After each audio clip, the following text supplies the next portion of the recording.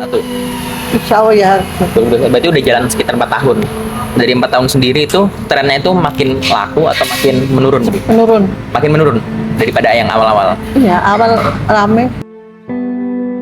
Malah dulu rame, Mas. Soalnya Omsetnya banyak sampai 600.000 sehari. oh iya, Sekarang menurun 50.000 aja susah. 50.000 sehari aja susah. Itu 600.000 per satu stand. Iya, kalau ini gacuan gitu katanya sehari itu 600. Berarti rame banget dong. Rame, Mas, saya dulu rame kok.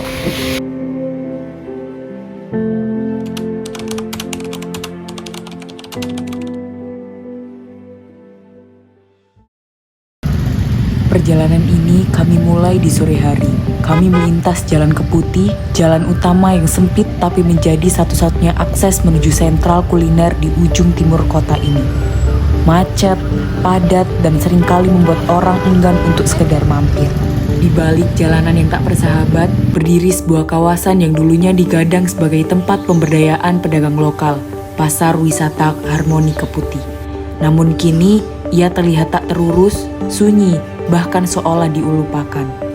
Kami berjalan masuk, lapak-lapak tertutup seperti tak pernah lagi dibuka. Hanya segelintir pedagang yang masih bertahan, duduk, diam, dan menanti pembeli yang tak kunjung datang. Kini suasana di dalamnya tampak sunyi, meja-meja makan kosong, cahaya lampu yang redup dan mempertegas sepinya ruangan. Kipas dinding tidak menyala, udara terasa berat, panas, dan engap. Beberapa stand masih buka, tapi tak satu pun pembeli tanpa mendekat. Yang terdengar hanya suara renovasi, denting palu, adukan semen, dan langkah kaki para pekerja bangunan. Suara-suara asing yang kini lebih mendominasi, yang menggantikan riuhnya pembeli yang dulu pernah ada. Di tengah suasana itu, kami akhirnya tiba di satu stand kecil milik Ibu Lia. Lapaknya bersih dan makanannya tertata rapi. Ia menjual cheese roll dan sempol, merupakan dua camilan sederhana yang menjadi andalannya.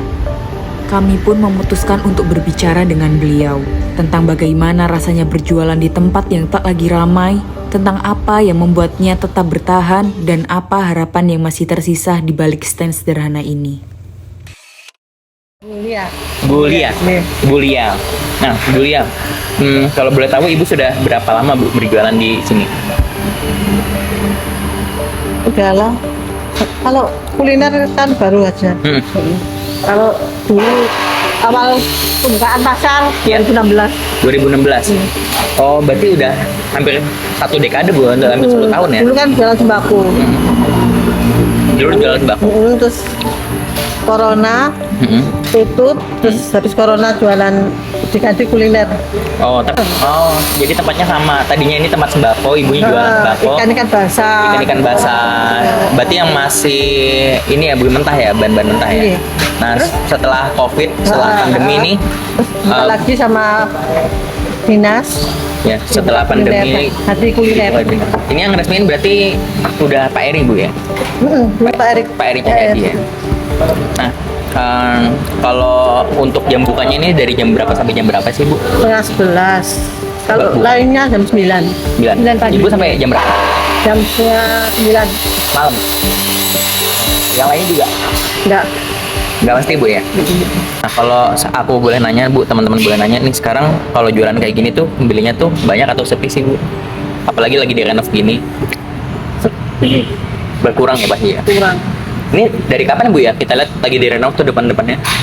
Barusan. Baru. Berarti pedagang-pedagang yang ada di sini tuh Ini diambil alih sama Kota Rasa. oh itu baru kan Bu? Baru. Diambil alih. Kalau misalnya ini kan berarti kan udah jadi seperti ini pedagang-pedagang makan ini kan setelah Covid ya Bu ya? Berarti Iya. dari tahun 2021. Insya Allah ya. Berarti udah jalan sekitar 4 tahun. Dari 4 tahun sendiri itu trennya itu makin laku atau makin menurun? Menurun. Makin menurun daripada yang awal-awal. Iya, awal rame. Ya. Biasanya diramein sama Anak mahasiswa malah dulu rame, Mas. Soalnya Omsetnya banyak sampai 600.000 sehari. oh iya, Sekarang menurun 50.000 aja susah. 50.000 sehari aja susah. Terus kira-kira pedagang-pedagang yang dulu-dulu itu pada mana Bu? Keluar. Karena menurun. Iya, Sepi. menurun. kan ibu kan pelaku di sini kan Bu. Berarti kan ibu kan udah dari awal sampai sekarang 4 tahun. Iya. Kira-kira yang nyebabin trennya itu menurun tuh karena apa sih Bu? Kenapa sih bisa sepi gitu? Iya. Yang kurang tuh apa gitu? Nggak tahu sebabnya. Mungkin kalau anak mahasiswa liburan itu sepi mas, nggak ada. Oh iya. Tapi tanpa anak mahasiswa libur pun sekarang kan belum libur Bu. Ini juga sepi kan? Nggak ada pengunjung. Iya, maksudnya berarti harusnya kan ada penyebabnya, mungkin entah dari lokasinya kah atau dari mananya. Kalau jam-jam macet, terutama di Simpang 5 itu kan, Iya, kalau sore macet kan. iya pasti kan, itu bikin agak males sih pasti. Ada nggak Bu, misalnya teman-teman dari pedagang lain yang curhat tentang masalah ini gitu, tentang oh ini kok sepi banget sih. Sering mas. Tapi nggak, kalau di sini pedagang-pedagang tuh bisa nggak sih Bu ngadu ke lembaga terkait gitu kayak? Bisa kan adunya ke dinas. Udah pernah Bu. Sudah. Terus tanggapannya apa Bu?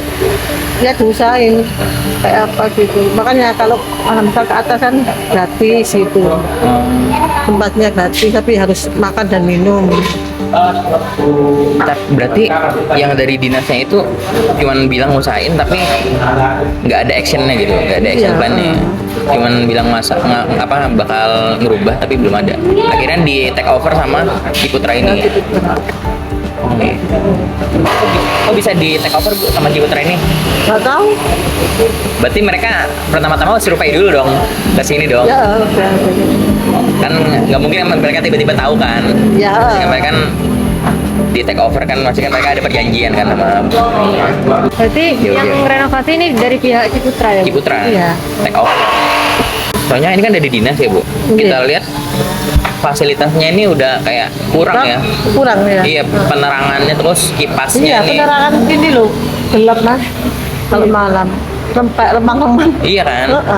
Dari depan gitu ya kan Kurang eye catching gitu. Iya. Kalau udah malam tuh justru menurut saya tuh kayak gelap ya, remang-remang. Dikirain di sini nggak ada kuliner. Iya, nah itu dia.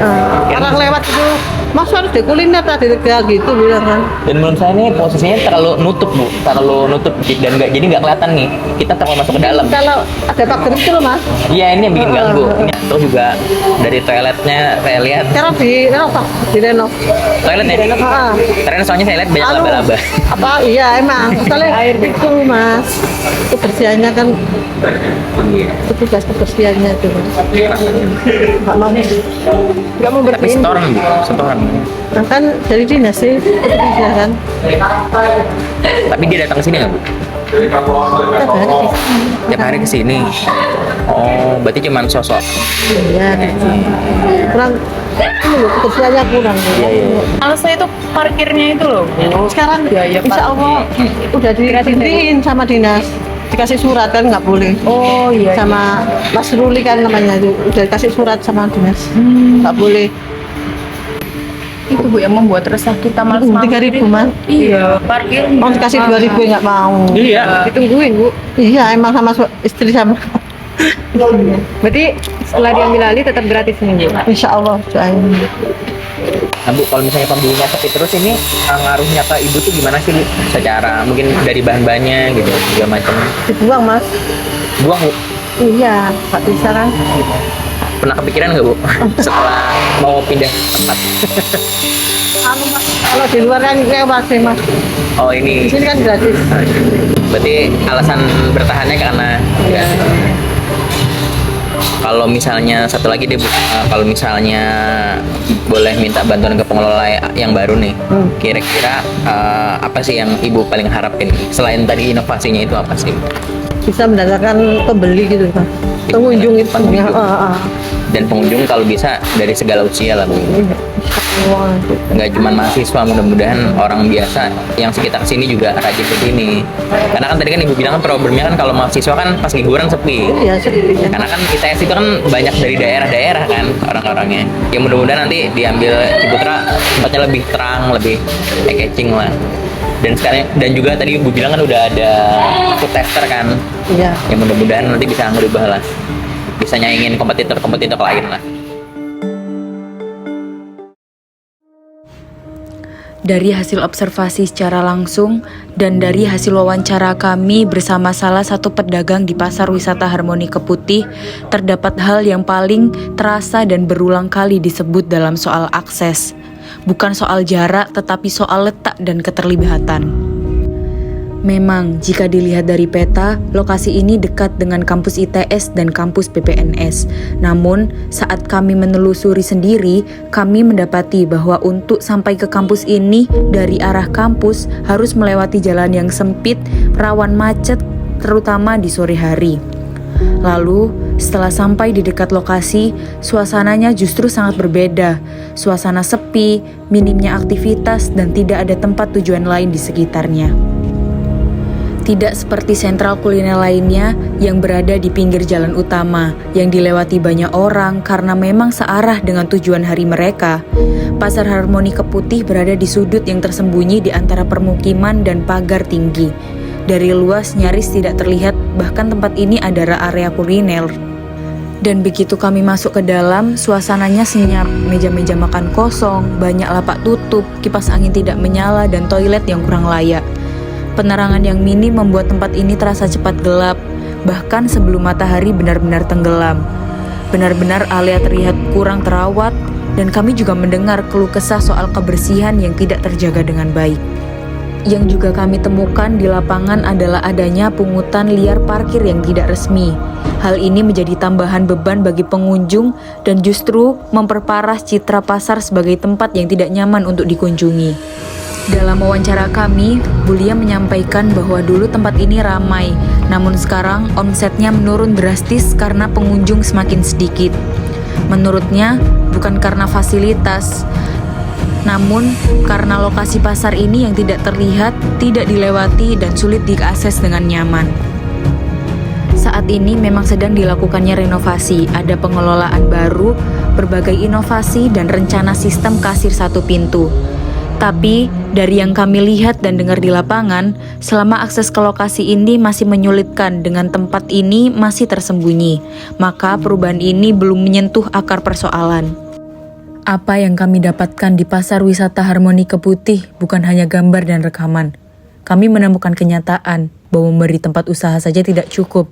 Tempat itu harus mudah dijangkau, terlihat, dan terhubung dengan jalur aktivitas masyarakat. Harus nyaman bagi pengunjung, aman dari pungutan liar, dan dilengkapi dengan fasilitas yang layak. Karena sebaik apapun kualitas makanan yang disajikan, jika orang tidak tahu tempatnya, maka lapak akan tetap sepi. Dan disinilah letak masalahnya. Masalah yang kami dengar secara langsung, masalah yang kami saksikan sendiri, dan yang kami ceritakan melalui video dokumenter ini.